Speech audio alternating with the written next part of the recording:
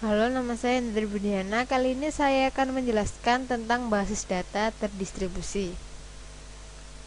Tujuan belajar kali ini adalah memahami perbedaan DBMS terdistribusi dan DBMS terpusat, memahami arsitektur basis data terdistribusi, memahami penyimpanan data, katalog data pada sistem terdistribusi, memahami query, join, dan optimasi query pada DBMS terdistribusi, memahami bagaimana mengubah data, melakukan locking data pada DBMS terdistribusi, memahami bagaimana menangani kegagalan pada sistem terdistribusi. Pada basis data terdistribusi, data disimpan pada beberapa tempat. Setiap tempat diatur dengan suatu DBMS yang dapat berjalan secara independen. Properti yang terutama terdapat pada basis data terdistribusi yaitu independen data terdistribusi. Pemakai tidak perlu mengetahui di mana data berada. Merupakan pengembangan prinsip independensi data fisik dan logika. Yang kedua, transaksi terdistribusi yang atomik. Pemakai dapat menulis transaksi yang mengakses dan mengubah data pada beberapa tempat seperti mengakses transaksi lokal. Untuk tren basis data terdistribusi saat ini, pemakai harus mengetahui di mana data ditempatkan. Juga harus mengetahui di mana sistem yang tidak mendukung independensi data terdistribusi dan transaksi terdistribusi atomik. Kedua properti tersebut harus mendukung sistem secara efisien. Tipe basis data terdistribusi. Dua tipe basis data terdistribusi adalah homogen, yaitu sistem di mana setiap tempat menjalankan tipe DBMS yang sama. Heterogen, yaitu sistem di mana setiap tempat yang berbeda menjalankan DBMS yang berbeda, baik relasional DBMS atau non-relasional DBMS. Contoh gambarnya adalah seperti berikut: DBMS 1, DBMS 2, DBMS 3, dan ini gateway-nya. Arsitektur basis data terdistribusi. Terdapat 3 pendekatan alternatif untuk membagi fungsi pada proses DBMS yang berbeda. 2 arsitektur alternatif DBMS terdistribusi adalah client atau server dan collaboration server. Client server. Sistem client server mempunyai satu atau lebih proses client dan satu atau lebih proses server, dan sebuah proses client dapat mengirim query ke sembarang proses server. Gambarnya adalah sebagai berikut: query, client, server, server, server. Klien bertanggung jawab pada antarmuka untuk user, sedangkan server mengatur data dan mengeksekusi transaksi, sehingga suatu proses klien berjalan pada sebuah personal komputer dan mengirim query ke sebuah server yang berjalan pada mainframe. Collaboration server. Arsitektur client server tidak mengizinkan suatu query mengakses banyak server karena proses klien harus dapat membagi sebuah query ke dalam beberapa subquery untuk dieksekusi pada tempat yang berbeda dan kemudian membagi jawaban ke subquery. Proses klien cukup kompleks dan terjadi overlap dengan server sehingga perbedaan antara klien dan server menjadi jelas. Pada sistem ini terdapat sekumpulan server basis data yang menjalankan transaksi data lokal yang bekerja sama mengeksekusi transaksi pada beberapa server.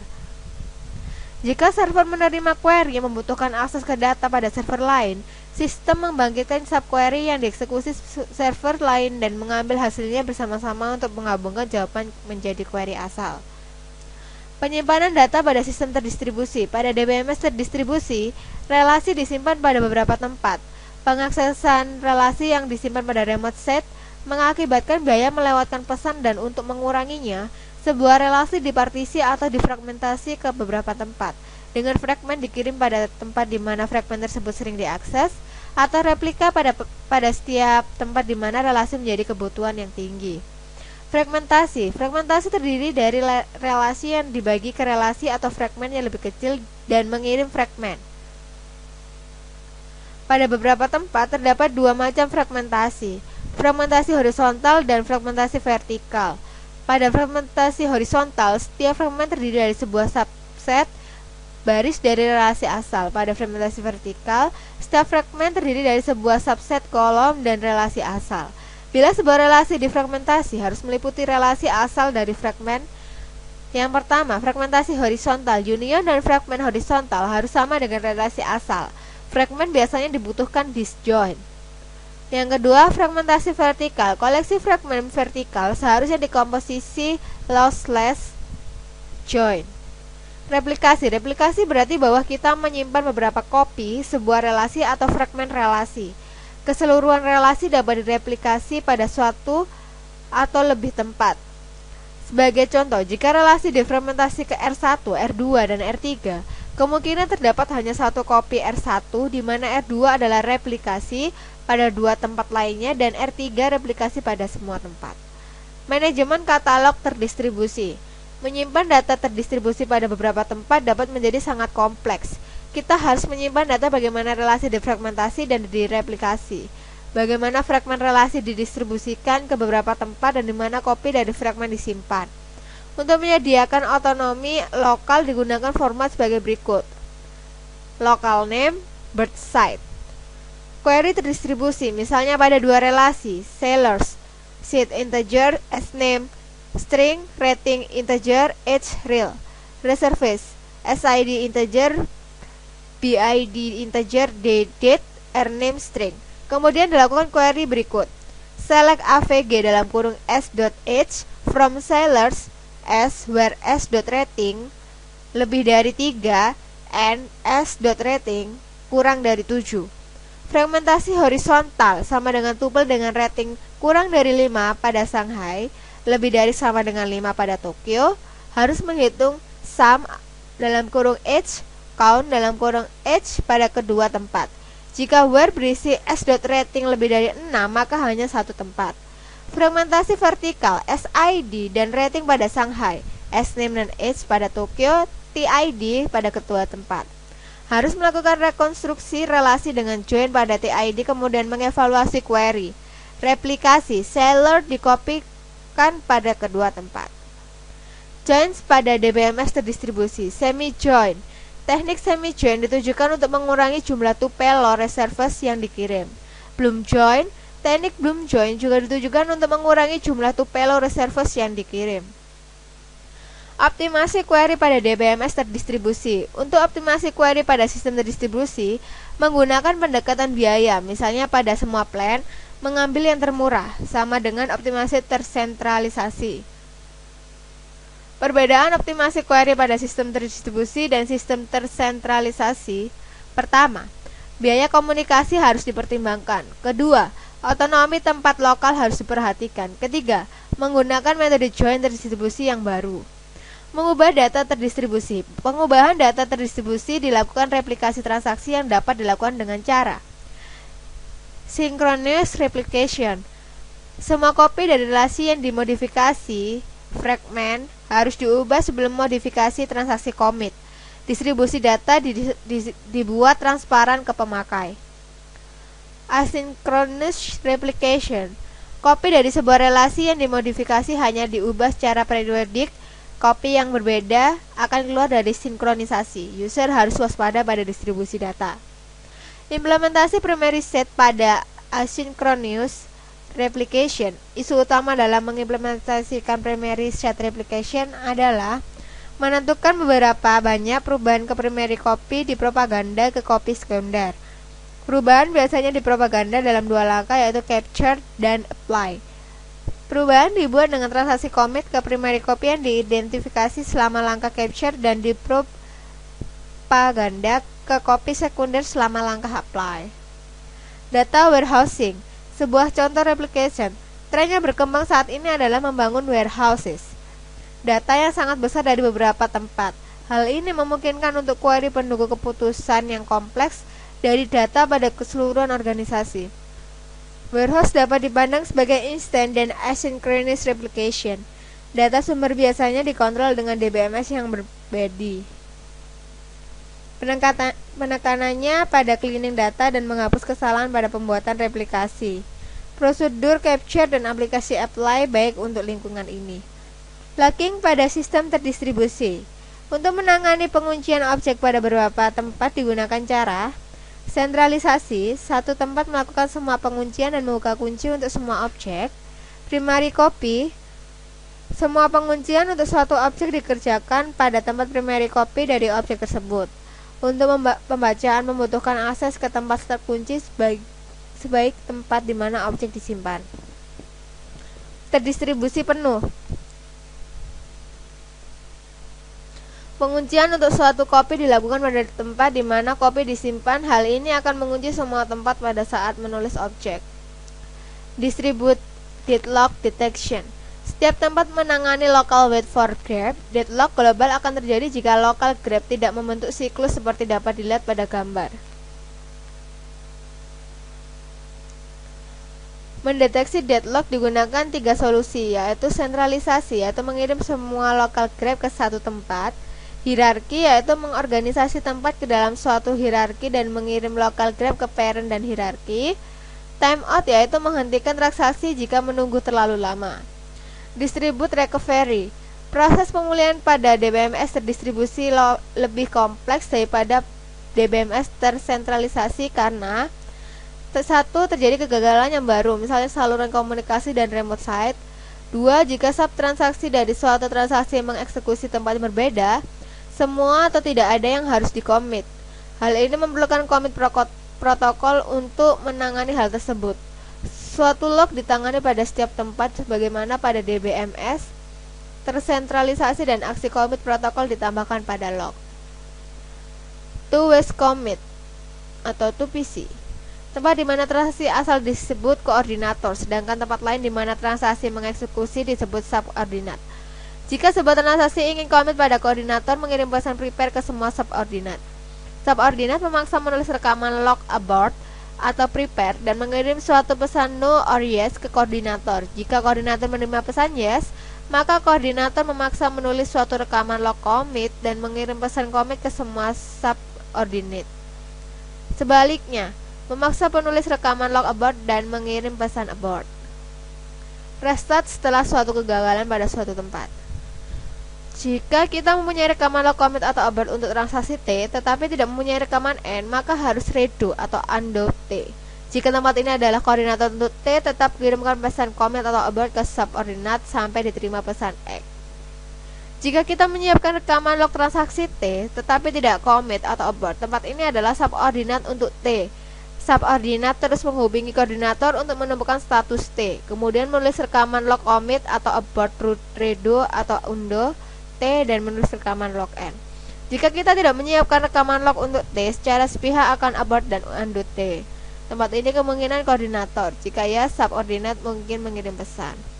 Pesan X digunakan untuk menyampaikan koordinat bahwa koordinat dapat melupakan suatu transaksi sampai koordinator menerima semua X harus menyimpan T pada tabel transaksi. Jika koordinator gagal setelah mengirim pesan siap, tapi sebelum menulis rekaman log commit atau abort, jika koordinator kembali maka akan abort transaksi. Jika subtransaksi tidak diubah, status commit atau abort tidak relevan. Apabila koordinator menghentikan T, koordinator tidak mengerjakan T dan menghapusnya dari tabel transaksi segera. Jadi koordinator tidak menunggu X, presumed abort, jika transaksi tidak di dalam tabel transaksi. Nama subordinat tidak disimpan dalam rekaman log abort. Subordinat tidak mengirim X pada abort. Jika SB transaksi tidak diubah, subordinat merespon pesan prepare dengan menulis yes or no. Koordinat mengabaikan membaca. Latihan soal yang pertama, apakah keuntungan DBMS terdistribusi dibandingkan dengan DBMS tersentralisasi? Jawabannya adalah pada basis data terdistribusi, data disimpan pada beberapa lokasi dengan tujuan untuk membuat distribusi yang transparan. Pada basis data terdistribusi, pemakai tidak perlu mengetahui lokasi data, dan di mana tidak ada perbedaan antara transaksi terdistribusi dan transaksi lokal. Jika semua lokasi menjalankan perangkat lunak DBMS yang sama, sistem disebut homogen. Selain itu disebut heterogen, sedangkan tidak demikian pada DBMS tersentralisasi. Yang kedua, gambarkan arsitektur client server dan collaboration server. Arsitektur client server gambarnya adalah sebagai berikut, dan arsitektur collaboration server gambarnya adalah sebagai berikut.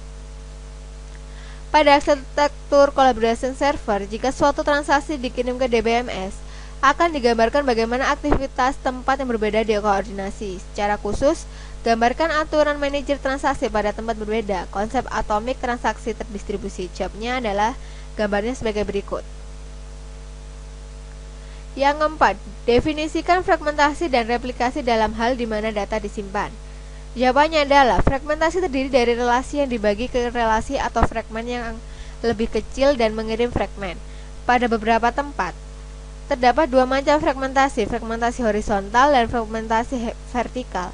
Pada fragmentasi horizontal, setiap fragmen terdiri dari sebuah subset baris dan relasi asal. Pada fragmentasi vertikal, setiap fragmen terdiri dari sebuah subset kolom dari relasi asal. Replikasi berarti bahwa kita menyimpan beberapa kopi sebuah relasi atau fragmen relasi. Keseluruhan relasi dapat direplikasi pada satu atau lebih tempat. Sebagai contoh, jika relasi R difragmentasi ke R1, R2, dan R3, kemungkinan terdapat hanya satu kopi R1, di mana R2 adalah replikasi pada dua tempat lainnya, dan R3 replikasi pada semua tempat. Soal nomor 5, apakah perbedaan antara replikasi sinkronus dan asinkronus? Jawabnya adalah synchronous replication. Semua kopi dari relasi yang dimodifikasi fragmen harus diubah sebelum modifikasi transaksi commit. Distribusi data dibuat transparan ke pemakai. Sedangkan asynchronous replication adalah kopi dari sebuah relasi yang dimodifikasi hanya diubah secara periodik. Kopi yang berbeda akan keluar dari sinkronisasi. User harus waspada pada distribusi data. Produk saat ini mengikuti pendekatan ini. Soal nomor 6. Definisikan distribute data independence. Jawabnya, distribute data independence adalah pemakai tidak perlu mengetahui lokasi data. Soal ke-7, bagaimana teknik voting dan read one read all diimplementasikan pada replikasi sinkronus? Jawabnya adalah voting. Transaksi harus menulis mayoritas kopi untuk memodifikasi sebuah objek. Harus membaca cukup kopi untuk meyakinkan bahwa terlihat setidaknya satu dari kopi saat itu. Misalnya, terdapat 7 penulisan untuk perubahan dan 4 kopi untuk pembacaan. Setiap kopi mempunyai nomor versi. Teknik ini biasanya tidak atraktif karena pembacaan adalah hal yang biasa.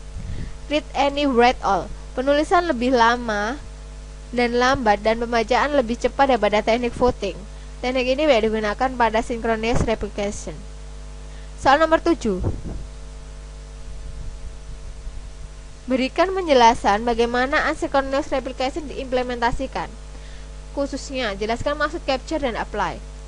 Jawabannya adalah implementasi primary set pada asynchronous replication. Isu utama dalam mengimplementasikan primary set replication adalah menentukan berapa banyak perubahan ke primary copy di propaganda ke copy sekunder. Perubahan biasanya dipropaganda dalam dua langkah, yaitu capture dan apply. Perubahan dibuat dengan transaksi commit ke primary copy yang diidentifikasikan selama langkah capture dan dipropaganda ke copy sekunder selama langkah apply. Mengimplementasikan langkah capture. Langkah capture diimplementasikan dengan satu dari dua pendekatan, yaitu log-based capture dan procedural capture. Log-based capture. Log penyimpanan recovery digunakan untuk membangkitkan chain data tabel atau CDT. Jika hal ini dikerjakan ketika log terakhir ditulis ke disk, harus menghapus perubahan ke subsequent yang dihentikan transaksi. Procedural capture, suatu prosedur yang secara otomatis dibangkitkan atau trigger mengerjakan capture. Proses apply pada tempat sekunder secara periodik mengakibatkan perubahan ke tabel CDT dari primary site dan mengubah copy. Periode didefinisikan oleh timer atau pemakai atau aplikasi. Replika dapat dipandang lebih dari relasi yang dimodifikasi. Jika hal ini terjadi, replika terdiri dari perubahan pandangan material yang naik sebagai perubahan relasi. Soal yang ke-9, apakah perbedaan antara log-based dan procedural untuk implementasi capture? Jawabannya adalah log-based capture. Log penyimpanan recovery digunakan untuk membangkitkan chain data tabel. Jika hal ini dikerjakan ketika log terakhir ditulis ke disk, harus menghapus perubahan ke subsequent yang dihentikan transaksi. Procedural capture, suatu prosedur yang secara otomatis dibangkitkan trigger mengerjakan capture. Soal yang ke-10, mengapa pemberian nama unik pada objek basis data lebih kompleks pada DBS terdistribusi? Jawabannya adalah karena jika suatu relasi difragment dan direplika, setiap partisi memerlukan nama global yang unik yang disebut relation name. Manajemen katalog terdistribusi diperlukan untuk menyimpan rekaman di mana data disimpan. Itulah penjelasan saya tentang basis data terdistribusi. Semoga bermanfaat. Terima kasih.